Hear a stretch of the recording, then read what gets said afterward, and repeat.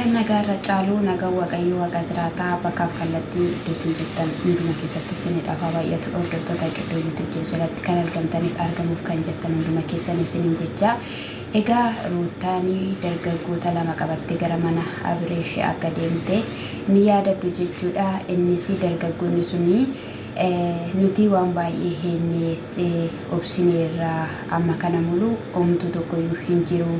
Kanaafiyyuu ishii faana gara mana deemnee waan qabdu fudhachuu qabdi jedhanii jechuudha. Sana irratti Ruutaan dhufte dhugaa dubbachuudhaaf jechuudha. Fedhii Ruutaa osoo hin taane dirqamadha jechuudha. Dirqamadhaan kan ishii geessan jechuudha. Jalqaba irratti yeroo isheen isaan biratti dhufte nuti kan barbaannu atuma waan tokko akka dubbattu hin barbaannu, garuu akkati nu gargaartu fi akkati mana nutti agarsiistu barbaanna jedhanii jechuudha.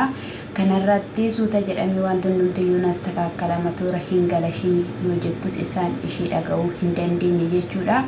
Kana gidduutti fudhattee gara manaa yeroo deemtu balbalarra yeroo geessu rakkoon tokkollee akka hin uumamne akka yeroo darbee jette jechuudha. Egaa yeroo darbee dargaggeessa qabatte hidhatte dargaggeessi akka dha'ee lafaanii ni yaadattu jechuudha. Sana booddee egaa akkas akka hin taanedhaaf yaadatti kennite jechuudha. Xiqqooshee egaa namootatu jira. Sana irratti balbala rukutanii balballi ni banamee fi balbala eenyutu jalaa bane jedhee Abiraam yeroo manatti isaan arguuni kutaa irraa jiraachuu hin oolle jechuudha. Kanarratti maalidha isaantu balbala rukutee yeroo nanii jalaa banummoo Ruutaan faana jirti jedhe Habeel jechuudha. Kana gidduutti maaliif dhuftan jennaanii nuti kan barbaannu ni birata yookiin immoo qabeenya ishee akka isheen fudhattudha jedhan jechuudha. Kanin jedhuani Ruutaa baay'een taazabe dhugaa dubbachuudhaaf jechuudha. Yeroo darbe akkasitti kufee egaa dafee of hin beekne jechuudha. Namni tokko of wallaalee isaatii walakkaa yoo ture miidhamaadha jedhama jechuudha. Inni garuu sana holiidha kan of wallaalee bariitusaa dhala qabaa jedhee kiyyaanii ishii qabatee gara sana dhaqe. Ishiin immoo bariitusaa immoo yeroo lammataatiif immoo dargaggoota kana qabattee hidhattee qabeenya koo jette jechuudha. Dirqamaan ishii oofaa jiru jechuudha. Inni kana dura akkasitti dhukkubsate yaani qabeenya hin barbaadu yoo jette maalidha? Mucaan daahamaa jira, mucaan gahaa jira waan ta'eef akkasittidhaan hin ta'u jedhanii yeroo taasiif haa galu elaa siif haa galu siin jedha. Har'a isaan sodaattee harka isaanii keessa waan jirtuuf jechuudha. Yaada mataa keetii fedha keetii immoo akka isaanii keessa of galchite qabeenya kee mana kee teessee yoo abbaa mana kee kana illee hin barbaaddu yoo ta'e mana kee teessee toora galfachuu dandeessa, mi'a kee rachuu qabeenya kee rachuu dandeessa. Namni si dhoowwee namni maaliif akkas taate siin jedhe tokkollee hin jiru. Abiraamis yoo ta'e immoo qabeenya koo fudhachuun dhufe isa jettu dargaggoota lama waxxaatota si'ii umuriidhaan si'ii gadii jechuudha. Mucaan xiqqaan gurraachi sun fa'i umurii keetii gadiidha malee umurii keetii ol miti jechuudha. Nama yoo qabeenya kee barbaaddes yookiin karaa seeraa yookiin immoo karaa jaarsaatiin hirma malee waxaxee yookiin immoo caati nyaattu miti jechuudha. Qabeenya namaa kan yeroo jechuudha. Amma barbaade yoo ta'e namni itti dadhabee qabeenya fide waan ta'eef jechuudha. Inna isa kanadha siin jechuun jaaladha. Akkasumas immoo waan barbaaddu seentee fudhachaa turte homaa biraa waan si dhoowwatee waan dirqamaadhaan ba'i mana kootii siin jedhee si ifateen qaba akka barbaadetti manyita beetti seentee wantoota garaagaraa fudhachaa turte jechuudha. Ija keenya nuti arginee jirra dhugaa baatota jechuudha. Haa ta'uyyuu malee egaa akkaataan isaaniittiidhaan isitti tolaa qomee amma ilmi dhiiraa kun yeroo akkatti daddarbatame yeroo akkatti fatame yeroo akkatti jechiitti darbatamu maal abbaa godhatta jedhuun jechuudha.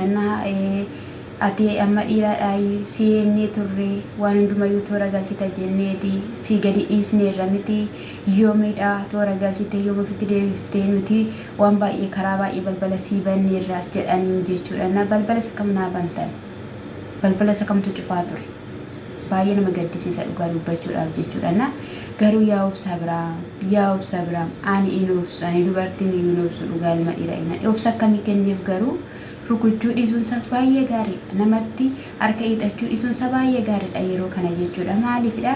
Nama jireenya ofii boruu yaadutu waan akkanaa cal jedha jechuudha. Achi booddee egaa osuma kanadhaan jijjiiranu booda isheen nuti waan biraa akka fayyadamuu dhiisnee mitidha. Yoo seeraan tolaan yoo hiruu baatteetta ta'emee humna inni fayyadamna jedhan jechuudha. Humna jechuun yookiin poolisii yookiin waan ta'e jechuudha. Sana booddee endahumii isaa bakka maalidha anaafis isaafis seerri qixa jedhe waan hundumaa qixadha jette jechuudha osoo maalummaa seeraa adda hin baafatin jechuudha afaan mattisin dhufee waa'ee seeraa yuunaasayina jechuudha waa'ee seeraa maalitti beektata maddoo seeraa dhaxxeettaa Abrahaam irraa adda ba'uun fedhii kee miti kan nama ajaa'ibu jechuudha Abrahaam irraa adda ba'uun kee kaayyoo kee miti namni abbaa manaan barbaadu jedhe gara seeraatti dhiyaata akkuma dura siin jedhe achi booddee egaa bilbilli yeroo inni bilbiluu jedhu bilbila harkaa butee jechuudha mucaan inni diimaan suni abittima biidhaniin suni sanaa booda harkaa fudhatee bilbile jechuudha yeroo eessatti akka inni bilbileen beeku garuu ani yeroo inni bilbilee jedhutti bilbiluu haa dhufanii nuti seericha hin eenna wanti hundiyyuu qixadha jettee bakka akka tokko godhachaa akka haa jechuun akkaataan sana maaf hin galu waan ta'e dura murteeffatanii qabdu jechuudha dura murteeffatanii qabu saanuu dhugaa jechuun mikinaata barbaadu ture natti fakkaatu yeroo uttaan gowwoomini hin gowwoomin soofaa mana sana keessa jiru yoo birrii 100 bitaniitu ta'e har'a 50 namtuu sinirraa hin bitu homtuu sinirraa hin bitu isaan immoo qabeenyatti qabdu hira edda ati rattee booddee achi baasanii dallaalatti fidanii chaachaa jambaa godhaniitu irraa sirraa hiratanii ittiin caatii isaanii nyaatu boru dhalli kee rakkachuu mala waan baay'eetu jira akkammaa kana miti si doorsisaa jiru jennaan lakkeete doorsisaniitu immoo geessanii otoo ishiin ofirra garagaltu miti kan geessan viidiyoon okkoon jira jalqabni isaa jechuudha na sana booda gaa'ii dhuma gubbaarratti abbaan Abrahaam dhufan jechuudha abbaan Abrahaamii balbala rukutanii balballi gaafa jalaa banamu abbaa Abrahaam gaashiyyeedha jechuudha kiiwechuun hammagaa amma kiiwechuun nama ajaa'iba jechuudha na baay'ee nama ajaa'iba isaan haasawanii namni gurguddaan keessa jiru waxaatota hojjaa ani maaliin jedhame qoymiyaan kan na dhibe immoo amma saatii kanatti yeroo darbillee hanga tokko haati dubbatanii turan waa'ee roottaa kana yeroo jalqaba isaan wal lolan amma obboleettiin hin dubbattu obboleessi hin dubbatu abbaan haati hin dubbatan calluma jedhan amma kan dubbachaa jiran waxatoota umuriin isaanii waggaa 18-9tu waa'ee ishii waa'ee gaa'ela ishiitii haasa'aa jira jechuudha waa'ee meeshaa irraa amma galgala kana ammoo maal fidanii dhufure silaa ogaashiyyeen itti dhufaniiru maaltu ta'a laata maal jedhuun laata kun maal kan of salphiftimee viidiyoon ishii dhugaa dubbachuudhaaf jechuudha na jibbisiisa humnaa ol jechuudha qabeenya jetti shukkaan maal si godha jaalalli hin caalu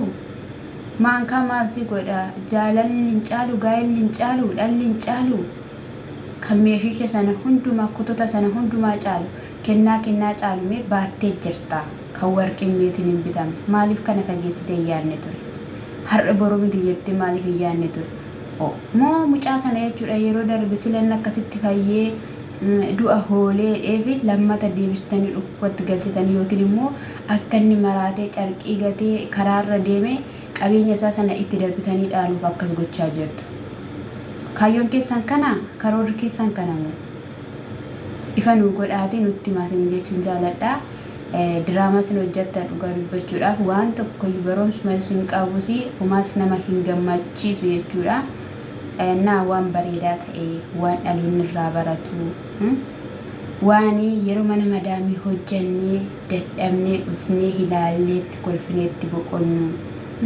hojjedha nuyi magaristi biyya keenya akkoo nu hawwisiisa karaa keessan ilaaluu barbaanna waan ta'eef akkasii kana nuuf hojjedha isiniin jechuun jaaladha dammoo viidiyoo yeroo hojjettan nuyi ijoollee mana madaamii hin tuqina jechaan abaartanii maalii taatanii qebettisa taatan nu hin jedhina waan gaarii yoo isin hojjettan waan gaarii isin barreessina nuti waan dabaan barreessina nuti eshiyyuu nuuf hin jedhu harki ishiin nu hin jedhu nu dachaa yeroo nuti waan namaan dubbannu isin waan gaarii hojjenna waan gaarii immoo hojjenne immoo taana maal goonare waan gaarii kan hin taane immoo hinni nuti hidhee qolleessinee akkana baasuu barbaanna waan ta'eedhaaf isin jechuun jaaladha amma garuu Abrahaamtu balleessaa qaba osoo hin taane akka jirutti roottaatu balleessaa qaba jechuudha. Hunda isaayyuu roottaatu balleessaa jira jechuudha.